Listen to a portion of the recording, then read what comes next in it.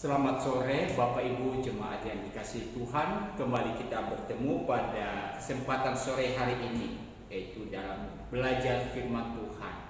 Namun terlebih dahulu mari kita masuk di dalam doa, mempersiapkan hati kita dalam mengikuti pembelajaran firman Tuhan di sore hari ini. Mari kita berdoa. Kami bersyukur kepadamu ya Tuhan, karena begitu besar kasih setiamu dalam hidup kami. Terima kasih untuk pimpinan, penyertaan, dan pemeliharaanmu yang boleh kami alami dalam kehidupan kami hingga saat ini. Terima kasih untuk tuntunan Tuhan bagi kami, sehingga di kesempatan sore hari ini kembali kami boleh diberikan waktu untuk belajar firman-Mu. Oleh karena itu Tuhan pimpin kami untuk mengerti dan memahami apa yang Tuhan ajarkan kepada kami lewat kebenaran firman. Berfirmanlah kepada kami, karena kami siap untuk belajar kehendak. Berkati hamba-Mu yang akan mengajar dan juga jemaat yang mempelajari firman-Mu di kesempatan ini. Terima kasih. Di dalam nama Tuhan Yesus kami datang berdoa dan menyerahkan waktu ini. Amin. Ya. Mari Bapak Ibu dan Saudara kita membaca di dalam kitab 2 Petrus sebagai sambungan dari apa yang kita pelajari di minggu yang lalu di dalam kitab 2 Petrus. Hari ini kita akan melihat atau mempelajari 2 Petrus pasal 1 ayat 5 sampai dengan ayat yang ke-11. Saya membaca kepada kita ayat ini, mari kita mengikutinya. Demikian firman Tuhan.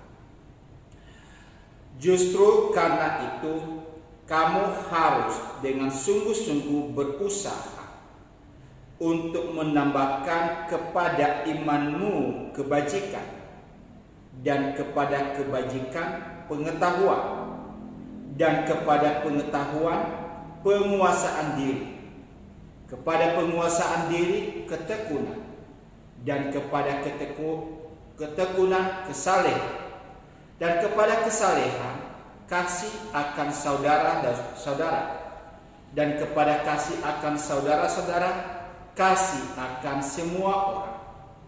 Sebab apabila semuanya itu ada padamu dengan berlimpah-limpah, kamu akan dibuatnya menjadi giat dan berhasil dalam pengenalanmu akan Yesus Kristus Tuhan kita.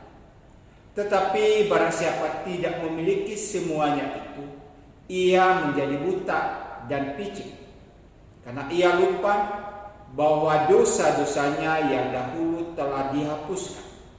Karena itu saudara-saudaraku, berusahalah sungguh-sungguh supaya panggilan dan pilihanmu makin teguh.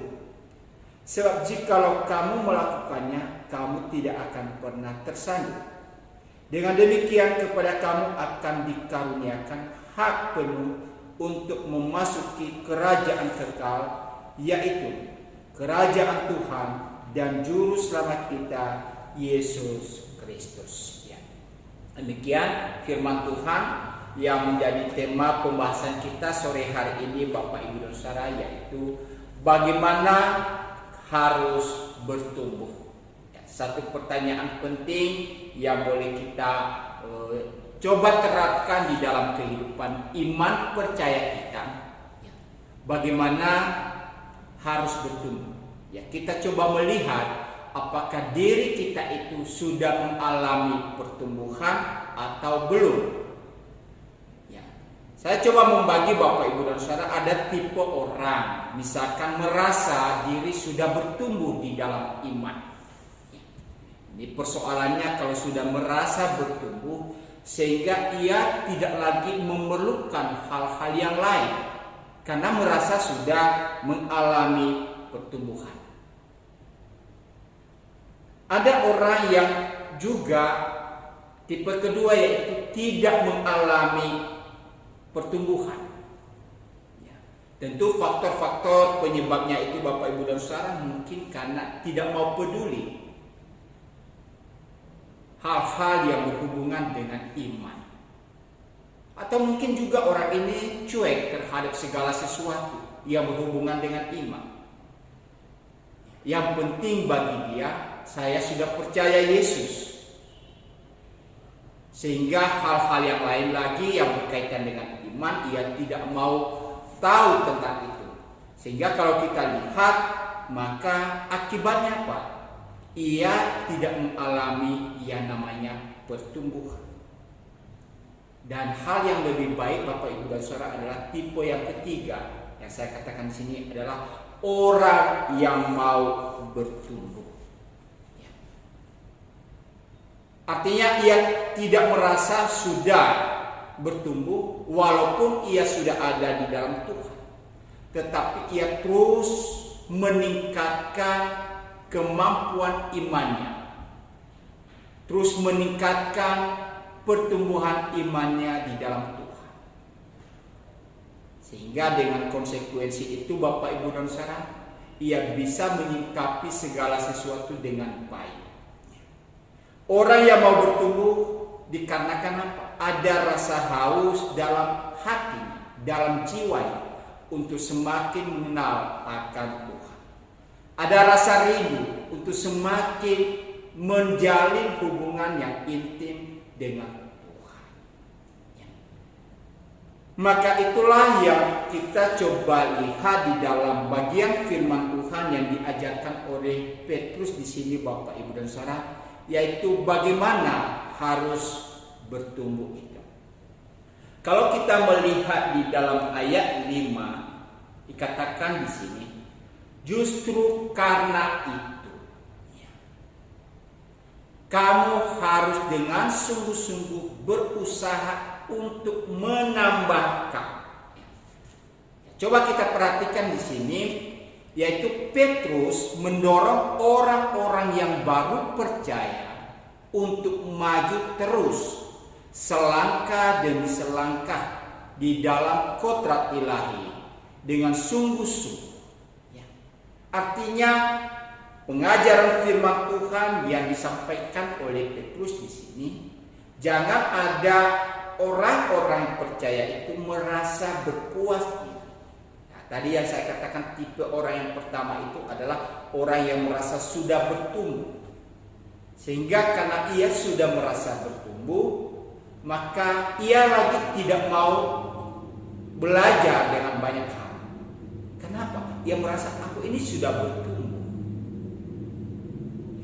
Tentu pengaruhnya juga banyak Bapak Ibu dan Saudara kalau ada orang-orang yang bersikap seperti itu. Atau tipe yang kedua tadi saya katakan adalah orang yang tidak mau bertumbuh, cuek dengan segala hal yang berhubungan dengan pengetahuan iman, tidak mau peduli dengan apa yang dikatakan dengan pengalaman-pengalaman iman dengan Tuhan. Nah, justru firman Tuhan dikatakan di sini berbeda Bapak Ibu dan Saudara. Dikatakan justru karena itu kamu harus dengan sungguh-sungguh berusaha. Jadi ada satu upaya di dalam diri kita sebagai orang percaya, baik itu yang sudah lama percaya maupun yang baru percaya Bapak Ibu dan Saudara, agar iman kita hari demi hari semakin maju. Apalagi dengan situasi-situasi yang sedang dihadapi saat ini. Mau tidak mau, pertaruhan iman itu juga penting. Peperangan iman itu juga sangat penting. Lalu bagaimana kita bisa berperang dengan hal-hal yang sifatnya menggoncangkan iman kalau di dalam diri kita tidak ada satu kerinduan untuk mau bertumbuh. Jadi ayat firman Tuhan ini mendorong kita untuk apa? Mari maju selangkah demi selangkah di dalam iman kita untuk semakin hari semakin memahami kodrat ilahi dalam hidup kita. Lalu caranya seperti apa Bapak Ibu dan Saudara untuk kita semakin bertumbuh itu? Ya, kalau tadi di dalam ayat 5 lanjutan di sini, kamu harus dengan sungguh-sungguh berusaha untuk menambahkan kepada iman kebajikan. Jadi dia sudah beriman, dia sudah percaya, dia sudah mengenal akan Yesus Kristus. Dia telah mendapatkan jaminan keselamatan karena iman. Namun di sini Petrus berkata, jangan hanya berpuas diri terhadap hal demikian, tapi tambahkanlah di dalam iman itu apa? Kebajikan. Lalu apa yang dimaksudkan dengan kebajikan di sini, Bapak, Ibu, dan Saudara? Sekali lagi, kalau kita perhatikan konteks apa yang sedang dihadapi pada zaman itu, di mana terjadi penganiayaan, terjadi penderitaan bagi orang percaya, maka mau tidak mau umat percaya harus didorong untuk bisa memiliki sikap atau respon yang baik menyikapi hal itu. Makanya dikatakan di sini, tambahkan kepada iman itu kebajikan. Ya, kebajikan itu bicara keadilan, Bapak, Ibu, dan Saudara. Apa maksudnya keadilan di sini? Jadi orang Kristen yang sedang mengalami penderitaan, di mana Rasul Petrus ingatkan mereka tentang penghakiman Tuhan sebenarnya, bahwa pada saat ini mereka boleh mengalami penderitaan, tapi kelak nanti mereka akan mendapatkan mahkota kemuliaan. Maka ketika mereka sedang berhadapan dengan itu, maka mereka tidak boleh bersikap menyalahkan satu dengan yang lain. Nah, itu namanya di sini adalah bersikap adil, bisa mengerti, bisa memahami. Bahkan ketika mereka menghadapi keadaan-keadaan itu, mereka harus menyerahkan sepenuhnya di dalam kendali, di dalam kuasa daripada Tuhan. Nah, itu yang dimaksudkan di sini kebajikan yang berhubungan dengan keadilan.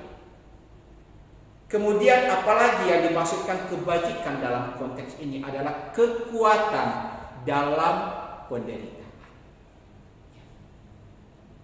Mereka tidak boleh menjadi orang yang mudah berputus asa atau murtad karena hebatnya penderitaan yang sedang mereka hadapi.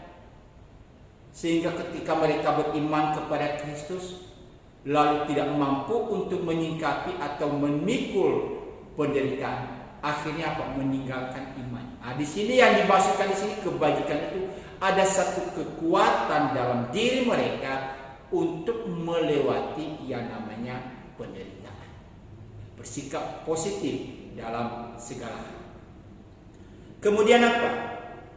Keberanian untuk percaya.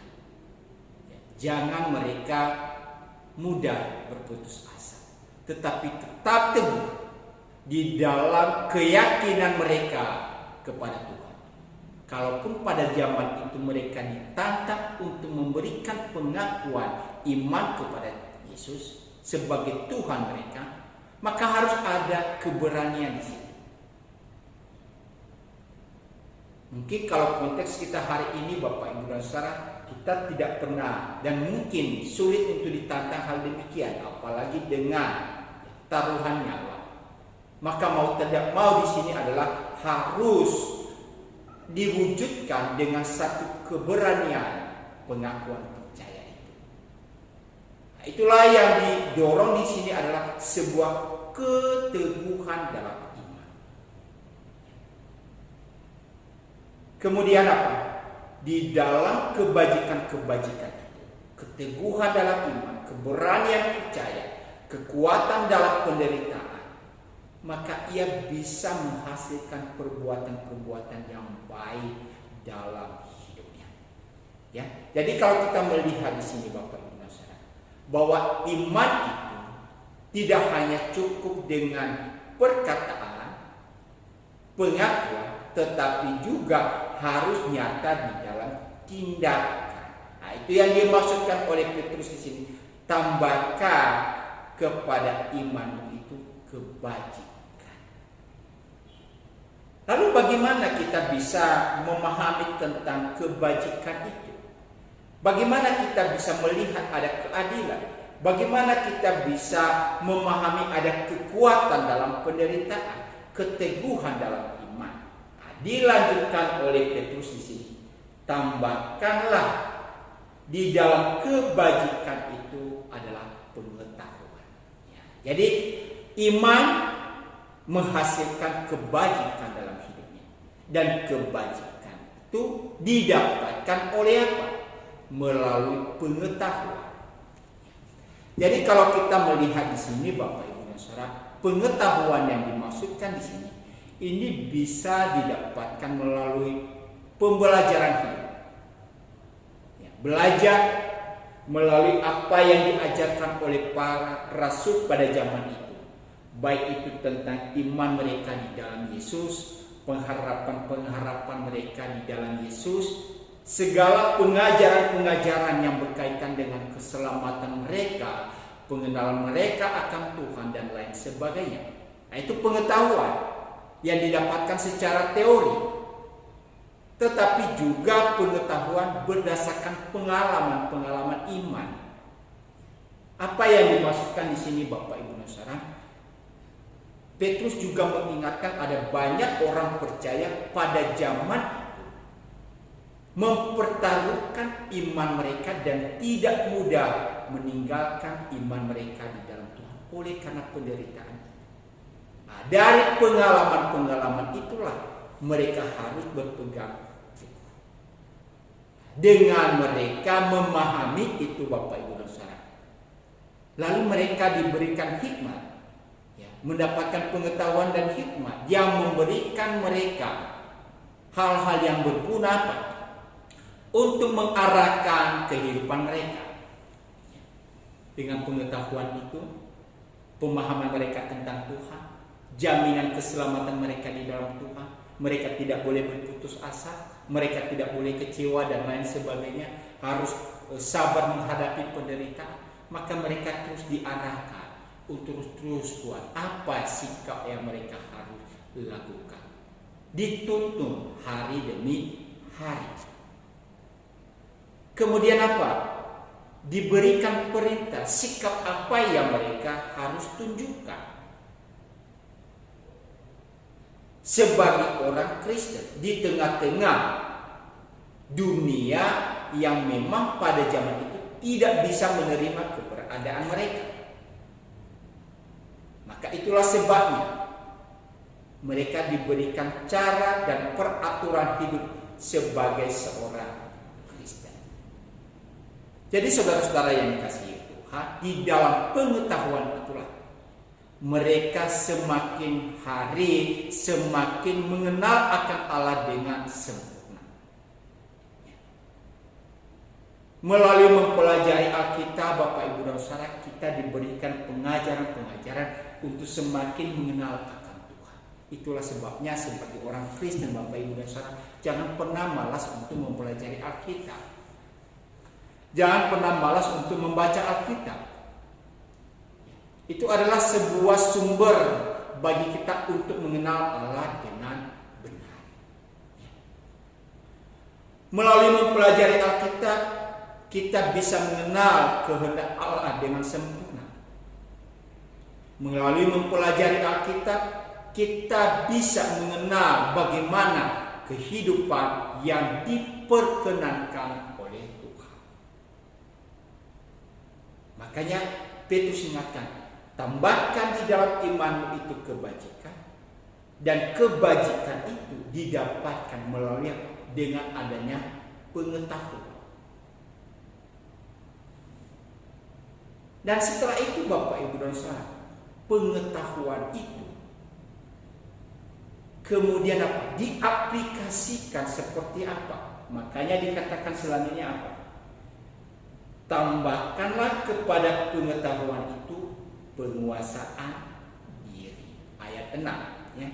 Dan kepada pengetahuan penguasaan diri. Apa maksudnya di sini Bapak Ibu dan Saudara? Secara manusia kita harus akui bahwa kita ini sulit untuk apa?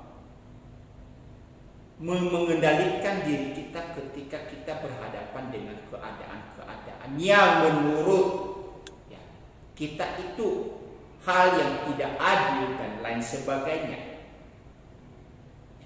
Sekali lagi dalam konteks pada zaman itu penderitaan mereka oleh karena iman mereka kepada Kristus dan penganiayaan berat yang mereka harus hadapi dan lain sebagainya. Tentu secara naluri manusia sikap melawan, memberontak dan lain sebagainya itu pasti ada. Ketidakpenerimaan itu pasti ada. Tetapi sebagai orang Kristen di sini dinyatakan, maka di dalam hal ini kamu harus bisa memiliki yang namanya penguasaan diri. Ya. Tentu di dalam penguasaan diri itu Bapak Ibu dan Saudara bukan hal yang mudah. Itu sebuah disiplin rohani yang dibantu oleh Roh Kudus. Di dalam penguasaan diri itu dinyatakan apa? Menguasai diri dan tidak berlebihan dalam mencintai dan menggunakan sesuatu yang mereka dapatkan dalam hidup ini. Jadi kalau kita terapkan hari ini Bapak Ibu dan Saudara, kita perlu menguasai diri di dalam segala apa yang telah Tuhan anugerahkan kepada kita dan bagaimana kita menggunakan itu sehingga tidak bisa menjadi batu sandungan bagi orang lain.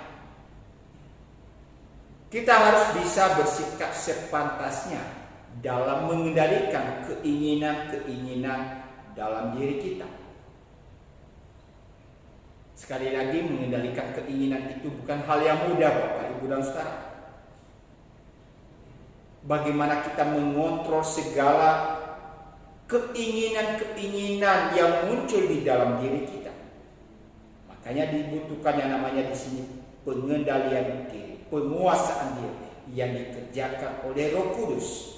Sehingga apa Bapak Ibu dan Saudara? Keinginan kita itu adalah keinginan yang seturut dengan kehendak Allah. Mari kita melihat di dalam Titus pasal 2 ayat yang ke-12. Kitab Titus pasal 2 ayat yang ke-12 saya baca kepada kita. Ia mendidik kita supaya kita meninggalkan kefasikan dan keinginan-keinginan duniawi, dan supaya kita hidup bijaksana, adil, dan beribadah di dalam dunia sekarang ini. Jadi di sini di dalam pengetahuan itu diberikan kepada kita pengendalian diri, mengendalikan diri.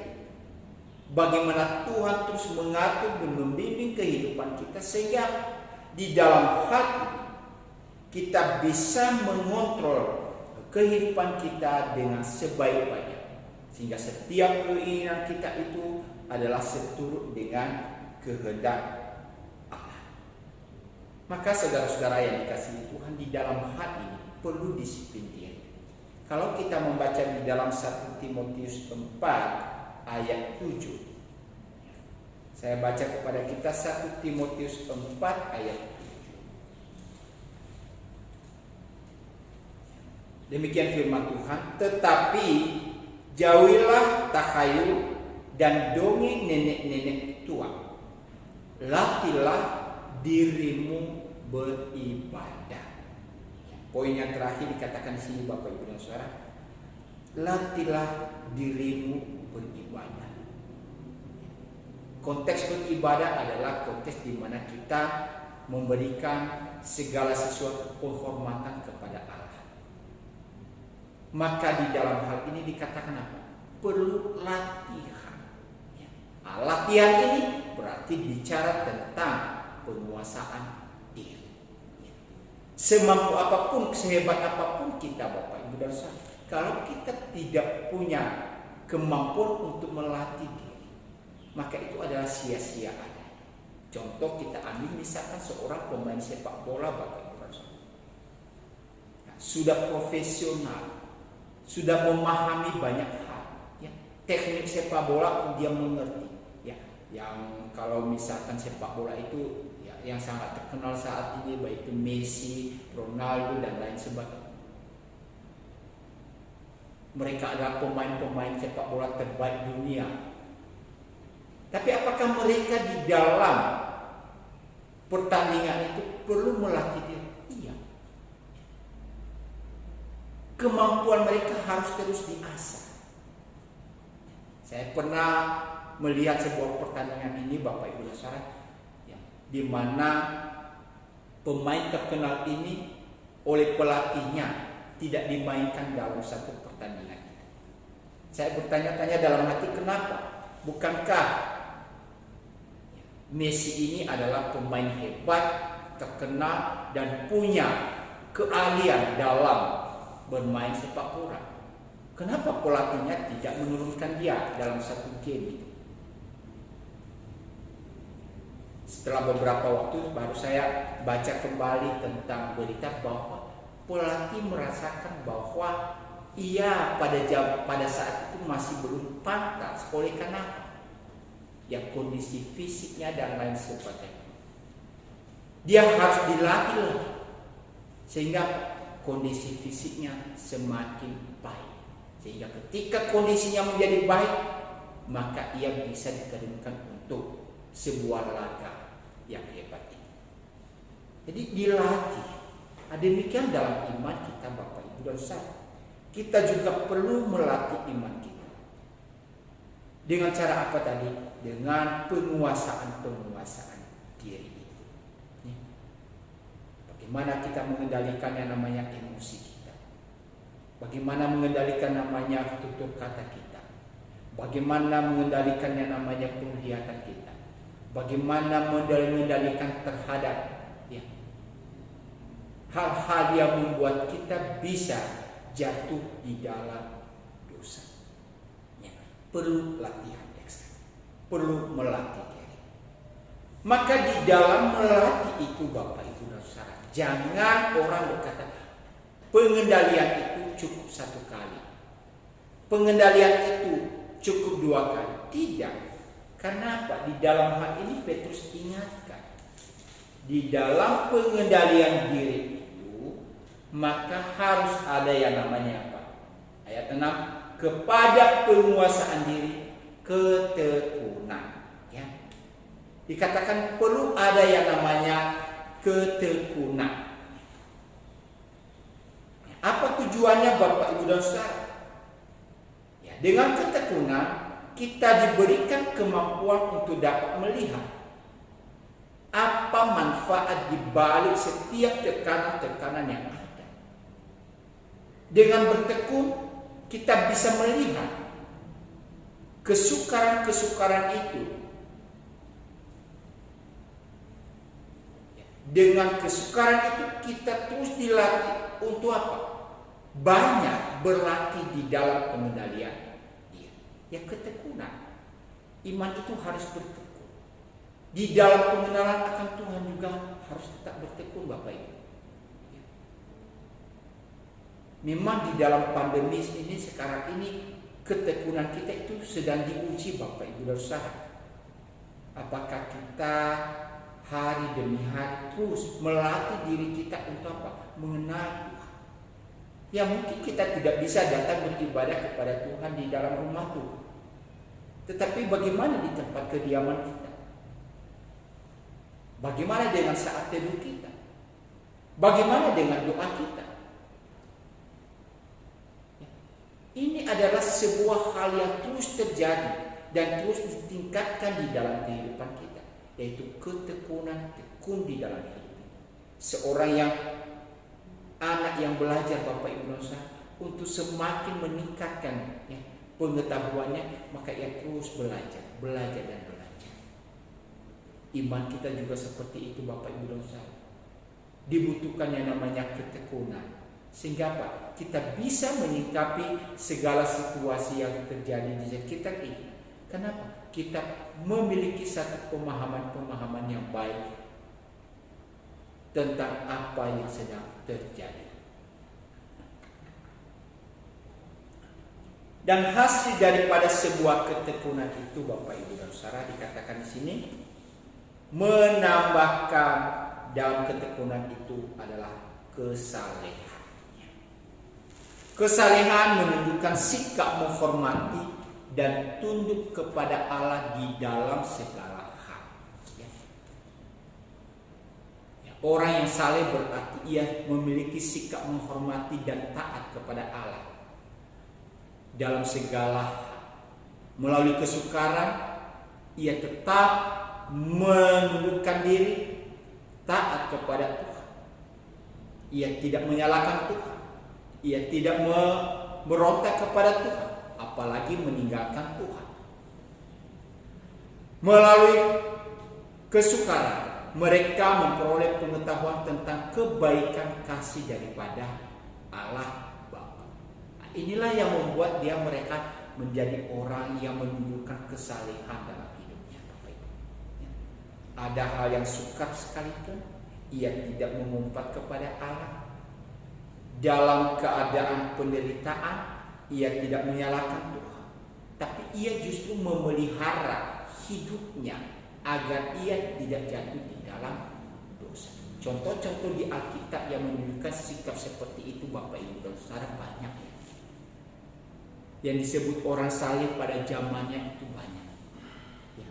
Misalkan Nuh, ketika ia membangun bahtera, bukan hal yang mudah, Bapak Ibu dan Saudara, hidup pada zaman Nuh itu. Tekanan demi tekanan pasti ia dapatkan ketika ia sedang membangun yang namanya bahtera. Tapi ia terus bertekun untuk tetap taat pada kehendak Allah. Ia tetap menunjukkan kesalehannya terhadap kehendak-kehendak daripada Tuhan. Ia menghormati apa yang Tuhan nyatakan bagi dia. Bukan hanya Nuh, Ayub yang kita kenal orang yang sangat menderita dalam hidupnya, Bapak Ibu dan Saudara. Di dalam mengiring Tuhan, ia bisa diizinkan. Ya, sekali lagi, Ayub ini diizinkan oleh Tuhan untuk mengalami yang namanya pencobaan dari si iblis. Dan pencobaannya bukan main-main, Bapak Ibu dan Saudara. Ya, penderitaan yang dialami oleh Ayub itu yang kompleks. Segala sesuatu kehilangan. Tapi kita bisa melihat bagaimana tutur kata Ayub menyingkapi itu untuk menunjukkan kesalehannya. Ketika segala sesuatu habis lenyap, lalu ia berkata, Tuhan yang memberi, Tuhan yang mengandung, terpujilah Tuhan. Nah, ini satu bukti bahwa kehidupan kesalehan yang dimiliki oleh Ayub itu sangat luar biasa. Ia bisa menyikapi keadaan-keadaan yang terjadi dengan apa? Bergantung sepenuhnya kepada Tuhan. Memiliki pengetahuan tentang kebaikan-kebaikan dari Allah di dalam kasihnya kepada umatnya. Nah, itu yang dikatakan di sini. Tambahkanlah di dalam ketekunan itu juga yang namanya kesalehan. Bertekun tapi kalau nggak saleh, Bapak Ibu dan Saudara, maka itu sesuatu hal yang sia-sia juga. Tapi dalam ketekunan kita tetap menjaga integritas hidup kita sebagai orang percaya, yaitu ketaatan sepenuhnya kepada Tuhan. Lalu wujud daripada kesalehan itu apa? Dikatakan ayat selanjutnya. Dan kepada kesalehan kasih akan saudara-saudara, dan kepada kasih akan saudara-saudara kasih akan semua orang. Ya, dikatakan di sini menambahkan dalam kesalehan itu adalah kasih. Ya, menarik di sini dua poin yang dikatakan di sini, kasih akan saudara-saudara. Ini bicara tentang apa? Sesama orang percaya. Ya, kasih akan saudara-saudara. Lalu katakan selanjutnya apa? Kasih akan semua orang. Jadi tidak lagi hanya bicara terhadap orang percaya saja atau sesama orang percaya, tetapi apa? Melingkupi semua orang, siapapun dia, tanpa membedakan. Nah, di sini kita bisa melihat Bapak Ibu Saudara, ya, pernyataan Tuhan kepada kita tentang kasih itu seperti apa. Kasih merupakan satu-satunya dasar untuk memiliki kebaikan yang sejati terhadap sesama manusia. Dalam kasih akan saudara-saudara, orang Kristen harus mengusahakan kasih agape. Seperti di dalam 1 Korintus pasal 13. Mari kita baca 1 Korintus pasal 13 Bapak Ibu Saudara. Ya, mengingatkan kita tentang prinsip pelaksanaan kasih itu seperti apa. Saya baca kepada kita ayat 1. Sekalipun aku dapat berkata-kata dengan sebuah bahasa manusia dan bahasa malaikat, tetapi jika aku tidak mempunyai kasih, aku sama dengan gong yang berkumandang dan canang yang gemerincing. Artinya punya pengetahuan, punya pemahaman. Makanya dikatakan di sini punya kemampuan berkata-kata semua bahasa manusia, bahkan bahasa malaikat sekalipun. Namun kalau ia tidak memiliki yang namanya kasih, maka itu adalah sesuatu yang sia-sia. Ya. Ayat 2, sekalipun aku mempunyai karunia untuk bernubuat, mengetahui segala rahasia, memiliki seluruh pengetahuan, memiliki yang namanya iman, bahkan untuk memindahkan gunung pun oleh karena imannya. Tapi kalau ia tidak memiliki yang namanya kasih, maka semuanya tidak berguna. Jadi kalau aspek yang kita perhatikan tadi, tambahkanlah di dalam iman yang namanya kebajikan. Tambahkanlah di dalam kebajikan yang namanya pengetahuan. Tambahkanlah di dalam pengetahuan itu adalah penguasaan diri. Tambahkanlah di dalam penguasaan diri adalah ketekunan. Dalam ketekunan, kesalehan. Kalau akhirnya tidak diwujudkan di dalam tindakan, yaitu dikatakan di sini kasih, maka semua itu adalah tidak ada artinya. Jadi kasih di sini adalah sesuatu hal yang sangat prinsip sekali Bapak Ibu dan Saudara. Kenapa? Melalui kasih sifat Kristus tampak melalui kehidupan orang Kristen. Ya. Orang tak mengenal dan memahami tentang Kristus. Bagaimana kasih Kristus itu? Bagaimana wujud daripada kasih Kristus bagi orang manusia yang berdosa? Nah, disinilah peran kita sebagai orang Kristen, sebagai representatif daripada kita harus mewujudkan kasih itu dalam kehidupan kita. Dan kasih yang dikatakan di sini adalah kasih agape, yaitu kasih yang tidak menuntut balas. Ya. Selanjutnya kalau kita melihat di dalam ayat 8. Ayat 8 dikatakan, sebab apabila semuanya itu ada padamu dengan berlimpah-limpah. Jadi apa yang ditekankan di dalam poin-poin yang harus ditambahkan di dalam iman tadi, dikatakan di sini, apabila semuanya itu ada padamu berlimpah-limpah.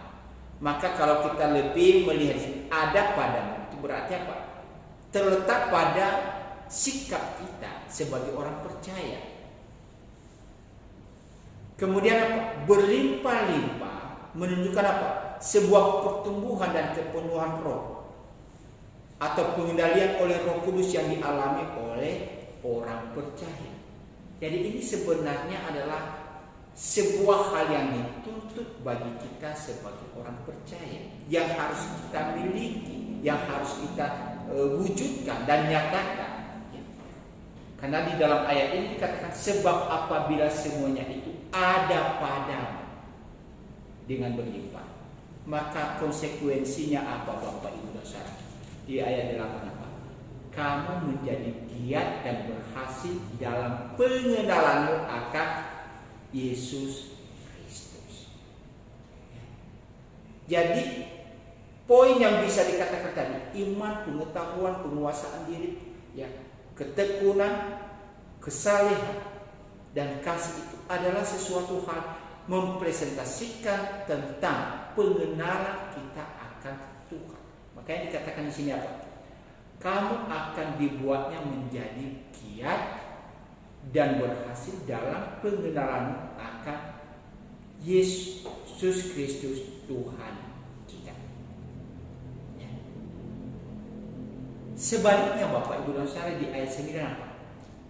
Jika kita tidak memiliki yang namanya poin-poin yang ditekankan di atas tadi, ayat 9 berkata, tetapi barang siapa tidak memiliki semuanya itu, ia menjadi apa? Buta dan picik, karena ia lupa bahwa dosa-dosanya yang dahulu telah dihapuskan.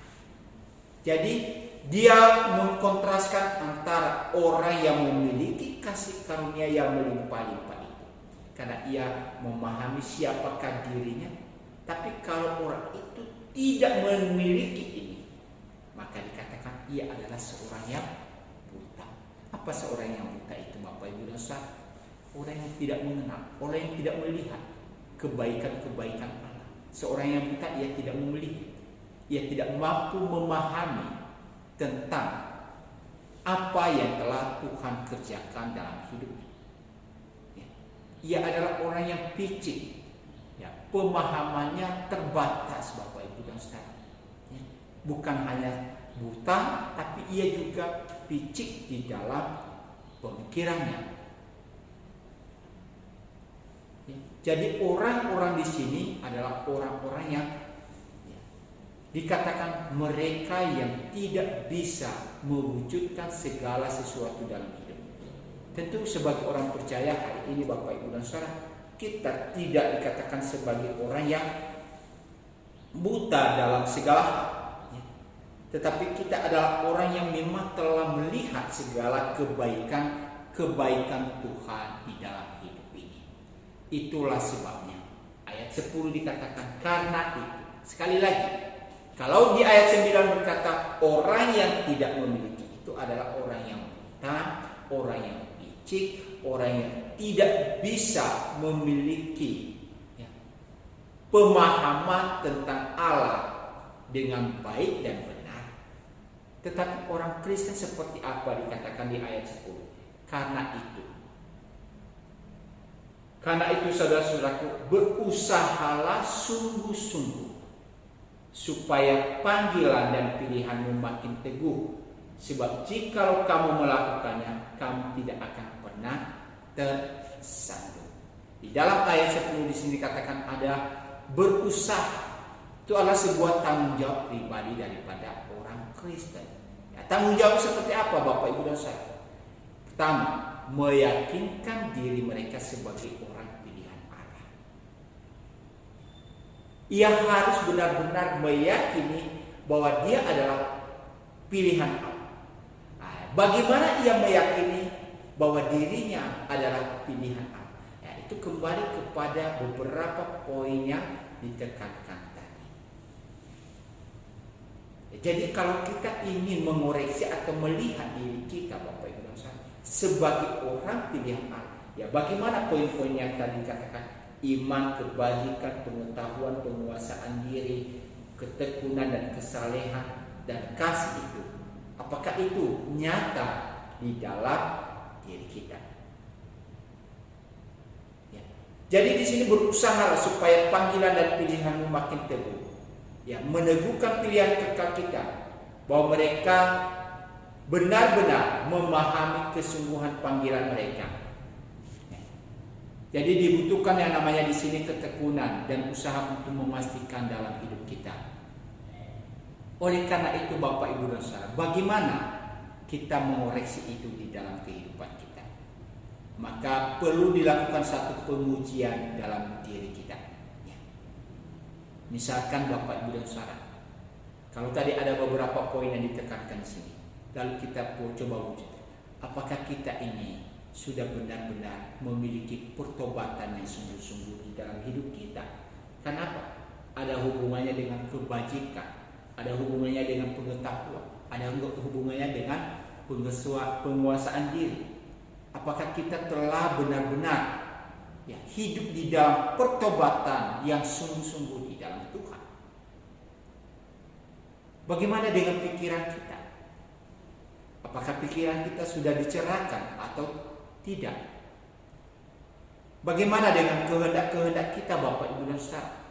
Apakah kehendak kita hari demi hari terus diperbaharui? Tidak lagi berfokus kepada diri kita, tetapi kita lebih berfokus kepada apa yang Tuhan inginkan dalam hidup kita. Apakah seluruh jiwa kita telah diubahkan dan memiliki kecondongan kepada panggilan dan pemilihan Allah itu? Tuhan memanggil kita untuk menjadi alat kemuliaan Tuhan di tengah-tengah dunia ini. Dan dikatakan selanjutnya di situ, Bapak Ibu dan Saudara, ayat 11. Dengan demikian kepada kamu akan dikaruniakan hak penuh untuk memasuki kerajaan kekal, yaitu kerajaan Tuhan dan Juru Selamat kita, Yesus Kristus. Untuk sampai kepada kepastian yang tetap dibutuhkan ketekunan. Ayat 10, jikalau kamu melakukannya, kamu tidak akan tersandung. Ketaatan merupakan sebuah keharusan bagi seorang yang percaya. Upaya yang didapatkan di sini memiliki hak penuh untuk memasuki kerajaan kekal. Jadi Bapak Ibu dan Saudara, kita perhatikan di sini. Kalau ini salah memahami juga itu bisa memberikan dampak, Bapak Ibu dan Saudara. Seolah-olah dengan kita bisa melakukan ini dan lain sebagainya, akhirnya apa? Di ayat 11 dikatakan apa? Kamu akan diberikan hak penuh memasuki kerajaan kekal.